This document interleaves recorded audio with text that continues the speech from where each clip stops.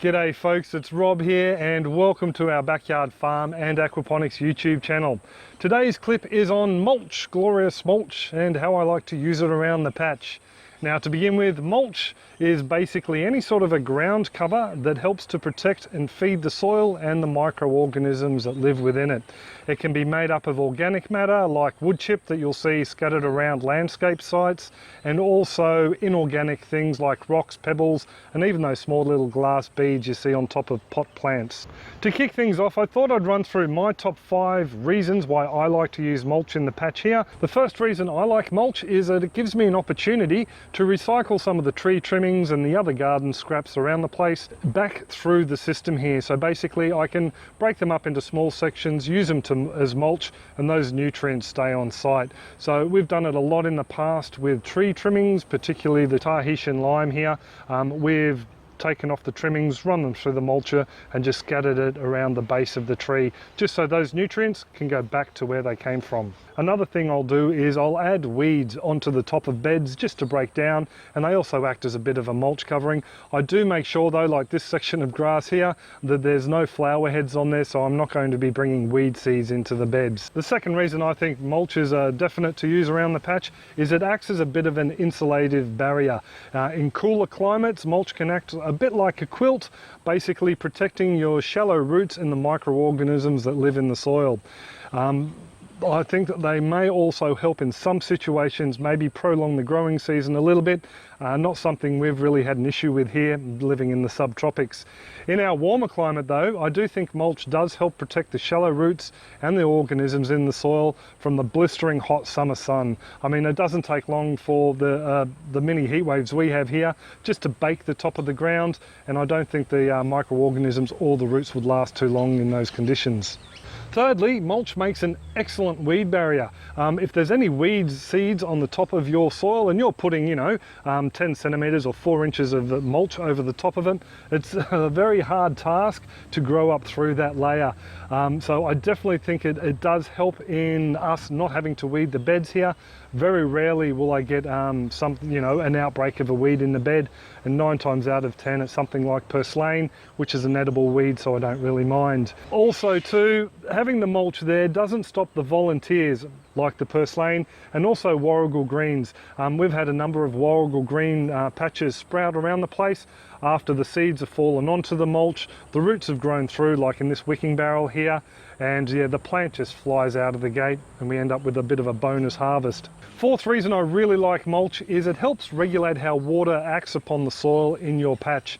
Rain falling directly onto the soil can lead to compaction issues, and on a sloping garden bed it can actually cause a fair bit of erosion as the water hits, taking your topsoil away.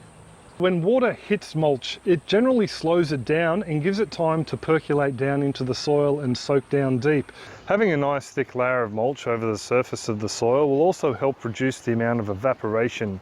That means there's going to be a lot more moisture available for both the microorganisms and plants to use. Now, in some situations, this will dramatically reduce the amount of water you need to put onto your garden to keep it well hydrated. The fifth reason I like mulch and will continue to use it is because it helps feed the soil with the organic matter. The little microorganisms like bacteria, fungi, and compost worms, all these things feed on this organic matter, turn it into nutrients, which are then made available to the plants so they can thrive in your veggie patch. Now, just under the mulch layer, you can see this decomposition of the organic matter at play. You'll see things like compost worms, slaters, also known as roly-polies, and other little decomposing insects feeding on the organic matter, releasing its nutrients into the soil for the plants to take up later. In some instances, you may even see little white threads. Now, they're called hyphae and they belong to mycelium, which is basically the body of a mushroom. What you see on top is only a fruit. Underneath you have the mycelium. Now, these mycelium and hyphae have a couple of roles. They help in the decomposition of the organic matter, and the hyphae will also set up a symbiotic relationship with the roots of your plants. Plants in this relationship will exude some simple carbohydrates for the mycelium to use, and in return the hyphae deliver basic nutrients and moisture for the plant which they normally can't mine. So it's a very convenient relationship all round. So I hope you enjoyed those 5 little points on mulch. Now on to the mulch itself. Now there's no one mulch or mulching method that will suit everyone out there. We all live in different climates and also have different materials at hand that we can use around our patch. So what I thought I'd do is just run through a couple of the more common ones, including some that you can buy from stores and also roadside vendors if you're in a more rural area. The most common mulch you'll see me use here is sugarcane mulch. Now I like sugarcane mulch because it's a very hardy mulch. It takes a fair while to break down when compared with hay and straw. Not only that, the variety that I use is certified organic, so I know that there's no toxic chemicals coming in that will damage my soil and also my plants. Straw and hay are also other common mulching materials you'll see a lot of people use around the place. Most folks though tend to go with straw because it's normally basically trash from a crop that's been harvested, so the seeds have been taken away. Hay is another one that a lot of people like to use, and in particular alfalfa hay, or as we call it here in Australia, lucerne. Now alfalfa hay is basically grown as a fodder crop for your animals, so it's generally harvested at its peak level of nutrition, which means when you use it in your patch you'll be getting a lot of those nutrients broken down and then hopefully ultimately taken up by your plant.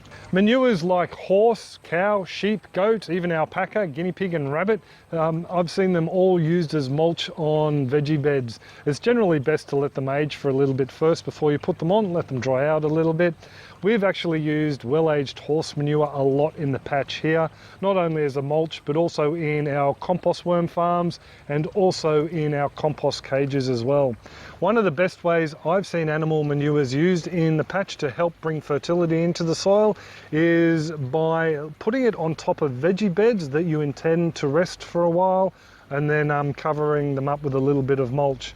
Hugh from Hugh's Nursery YouTube channel over in Wales in the UK does just this. Hugh likes to add about 3 inches or 7 centimetres of cow manure. He rakes it flat and then covers the whole lot with a plastic sheet to help protect it from the rain and the cool climate he has over there. This resting time over a number of months allows the manure to be broken down by composting organisms that then in turn release all that nutrients back into the soil. By the time things start to warm up around about springtime, the nutrients are readily available for the plants to take up and they're off to a flying start straight out of the gate. Just wanted to mention quickly that in the past there have been cases of herbicide residue coming through animal manures after they've eaten residue in the hay itself. So it may pay for you to ask the people you're buying the hay and manure from if they know its sources, or even if the horses have been wormed in the last month or so. I tend to buy all mine from a chap who is also a gardener. He has a little stand on the roadside, and I know for a fact that he buys his manure well aged before he even offers it up for sale. If you don't have access to a reputable dealer, you can buy bagged manures from hardware and plant stores.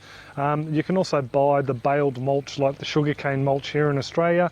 I'm not too sure about places overseas though.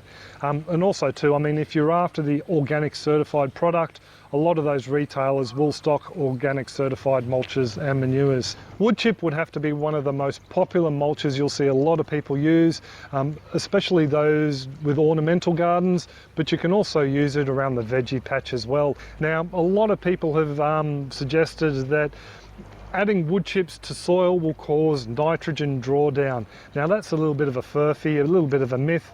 Nitrogen drawdown is basically where the nitrogen in the soil is consumed to help decompose the carbon that's in the wood chip. Now this myth has been busted by the likes of Linda Chalker-Scott, PhD. She's actually popped out a little bit of a PDF that covers this myth along with the termite myth and a few others. I'll put a link in the description below and you can go and check that out for yourself. It's very interesting to read. I mean, wood chips must be doing a half decent job at, you know, creating fertility in the soil. You just have to look at all the gardeners that have had fantastic results using the back to Eden method. So Now you can get a lot of wood chip from your landscape suppliers. They'll even have different coloured ones available. My preference would be to stay away from anything that's dyed and just go with the natural wood chip. In saying that though, I'd probably prefer to use straight Arborist wood chip. So that's when an arborist goes along, chops down limbs of trees, runs it through their huge shredding mulcher, and then makes it available for you, the home gardener. It saves it from going to the refuse tip and basically becoming a part of landfill.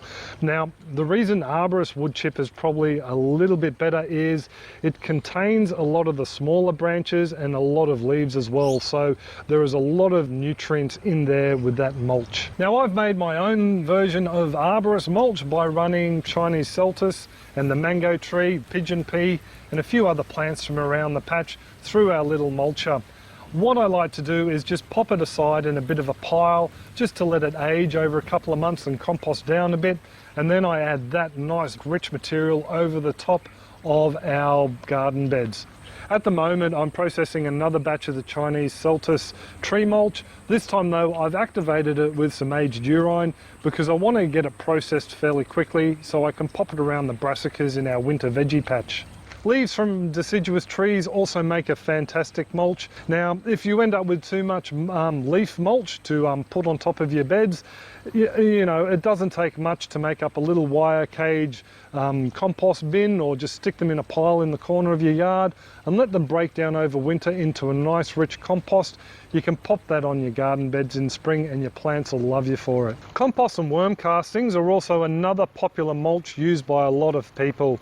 Now, depending on what they've been made on, they can be jam-packed full of bacteria or fungi or compost worms, or maybe all of them together. I don't use compost or worm castings as mulches by themselves here. I like to incorporate them into a dual layer technique that I find works really well in our gardens. Basically, I add on a layer of the compost or worm castings if I have some available. If not, I might put through a layer of well-aged horse manure and then cover that over with the sugarcane mulch or hay, probably to a depth of around about 4 inches or 10 centimeters. When adding mulch to beds that already have plants in it, I like to keep it away from the stalk by around about 1 inch or 2.5 centimeters. That's just in case the mulch stays moist all the time and starts rotting the plant out at its base. Now, newspaper and cardboard are another popular mulching material that most people around the world will have freely available to them. I do know here in Australia that we use a soy-based ink that is biodegradable. Cardboard, I haven't been able to find a lot of definitive yes or no's when it comes to cardboard. Now, I did find a website that had a little bit of information, but it didn't cite any sources. So what I'll do is I'll pop a link in the description below just to that website, and you can read through there. Now, as for how you use it, probably the best way to use it, I think, both cardboard and newspaper, is to lay it on the ground as a barrier in a well-constructed no-dig garden bed.